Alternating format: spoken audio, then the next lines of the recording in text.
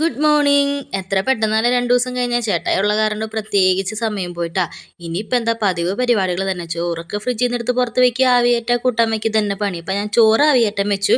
പിന്നെ ആണെങ്കിൽ ശനിയാഴ്ച വെച്ച മീൻകറി ഞാൻ നീട്ടി നീട്ടി നീട്ടി നീട്ടി ഇന്ന് വരെ എത്തിച്ചു കേട്ടോ. വേറെ ഒന്നല്ല, ശനിയാഴ്ച മീൻ മേടിച്ചാലും പിന്നെ ഞായറാഴ്ച ഇറച്ചൊന്നും മേടിച്ചില്ല. അപ്പം ഇന്ന് പ്രത്യേകിച്ച് എന്നിട്ട് കറി വയ്ക്കുക, വേറെ എന്തെങ്കിലും വെക്കാൻ, കടല എന്തെങ്കിലും വെക്കാന്ന് പറഞ്ഞാൽ ഗ്യാസാന്ന് പറയും. അപ്പം ഞാനത് നീട്ടി 2 കാത്ത് സൂക്ഷിച്ച് ഇന്നേക്ക് വരെ എത്തിച്ചു. പിന്നെ അതിൻ്റെ ഇടയിൽ പടവലങ്ങയൊക്കെ ഞാൻ തലേദിവസം അരിഞ്ഞ് വെച്ചിട്ടുണ്ടായിരുന്നു. അപ്പോൾ സബോളൊക്കെ ഇട്ട് അത് റെഡിയാക്കി അതിൻ്റെ ഇടയിൽ ചേട്ടായി ഏറ്റു വന്നിട്ടാ.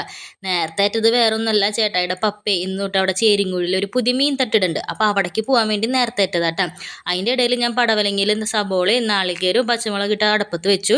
പിന്നെ ചേട്ടായി കുടിച്ചിട്ട് ഇത്തിരി കാപ്പി ബാക്കി ഉണ്ടായിരുന്നു. അപ്പോൾ ഞാനത് ആ പാത്രത്തിൽ നിന്ന് വേറെ ഗ്ലാസ്സിലൊന്നും ആക്കാൻ നിന്നില്ല. അങ്ങനെ തന്നെ കുടിച്ച് പാത്രങ്ങളൊക്കെ കഴുകി. അപ്പോൾ അതിൻ്റെ ഇടയിൽ ചേട്ടായി പോവാന്നൊക്കെ പറഞ്ഞ് സഞ്ജയ്ക്ക് എടുത്തു കൊടുത്ത് ചേട്ടായി പോയിട്ടാ. പിന്നെ നോക്കിയപ്പോൾ നല്ലോണം സമയമുണ്ട്. ചോറായി, അതുപോലെ മീൻകറി ഉണ്ട്, പടവലങ്ങ സൈഡിൽ കൂടെ ഇരുന്നാവുണ്ടല്ലോ. അപ്പോൾ ഞാൻ വിചാരിച്ചു എന്തായാലും അടുക്കള അങ്ങോട്ട് ഒതുക്കാന്ന്. ഇങ്ങനെ ചില സമയത്താണ് എനിക്ക് പെട്ടെന്ന് ഇങ്ങനെ തോന്നാം. പിന്നെ സമയം കിട്ടുമ്പോൾ ഞാൻ അങ്ങനെ ചെയ്യാറുണ്ട്. കൂടുതലും ഉച്ച തിരിഞ്ഞാട്ടം ചെയ്യാറ്. കാരണം പണികളൊക്കെ കഴിയുമ്പോൾ ഇങ്ങനെ പെട്ടെന്ന് തോന്നുമ്പോൾ ചെയ്യാറുണ്ട്. ഇന്നിപ്പോൾ എന്തായാലും രാവിലെ പ്രത്യേകിച്ച് പണിയൊന്നും ഇല്ലല്ലോ എന്ന് വിചാരിച്ചിട്ട് കൈയോടെ അതൊക്കെ ഒതുക്കാൻ നിന്നിട്ടാ. അതിൻ്റെ ഇടയിൽ ഞാൻ ചേട്ടനെ 2-3 വട്ടം വിളിക്കുന്നുണ്ട് കേട്ടോ. ഓരോ പ്രാവശ്യം ഞാൻ പറഞ്ഞു എന്തായാലും അവിടം വരെ പോയതല്ല. അപ്പോൾ ചേട്ടായിയുടെ പപ്പയുടെ അനിയനും ഇതേപോലെ ഒരു കടയുണ്ട് അവിടെ തന്നെ, ചായക്കട മാതിരി. അപ്പോൾ അവിടെ നിന്ന് എന്തെങ്കിലും മേടിച്ചു. ഞങ്ങൾ ഇതുവരെ അവിടെ നിന്ന് അങ്ങനെ മേടിച്ചിട്ടില്ല. പപ്പ മേടിച്ചുകൊണ്ട് വരാറുണ്ട്. അപ്പോൾ അവിടെ നിന്ന് പൂരി മേടിച്ചോളാൻ പറഞ്ഞ് വിളിച്ചു. അതേപോലെ കുറച്ച് കഴിഞ്ഞപ്പോൾ ഞാൻ ഇതിൻ്റെ ഇടയ്ക്കോടെ ഇങ്ങനെ വിളിക്കുന്നുണ്ട്. സമയം എന്ന് പറഞ്ഞിട്ട് ആളെ കാണാനില്ല.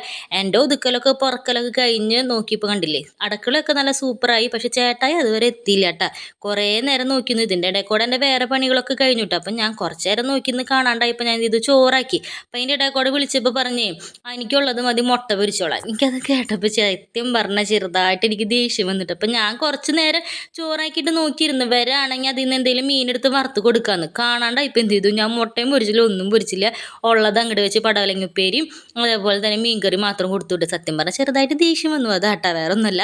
പിന്നെ ചേട്ടായി വന്നപ്പോൾ ചാളയും മയിലയും പിന്നെ പൂരിയും മേടിച്ചിട്ടുണ്ട്. ഇപ്പം അവസാനം എന്തായെന്നറിയോ, പൂരി മേടിക്കാൻ പറഞ്ഞ കാരണം കൊണ്ട് നേരം പോയിന്ന് എന്താ പറയുക അല്ലേ. പിന്നെ അവിടെ നിന്ന് അങ്ങോട്ട് പിന്നെ ഓട്ടായിരുന്നു. ഞാൻ അപ്പോഴും ഫോൺ നോക്കിയിരുന്നു. പിന്നെ പൂരി മസാലക്കറിയൊക്കെ കൂട്ടി ഞങ്ങൾ കഴിച്ചു. അപ്പോൾ പോട്ടെ, സബ്സ്ക്രൈബ് ചെയ്യാൻ മറക്കണ്ട.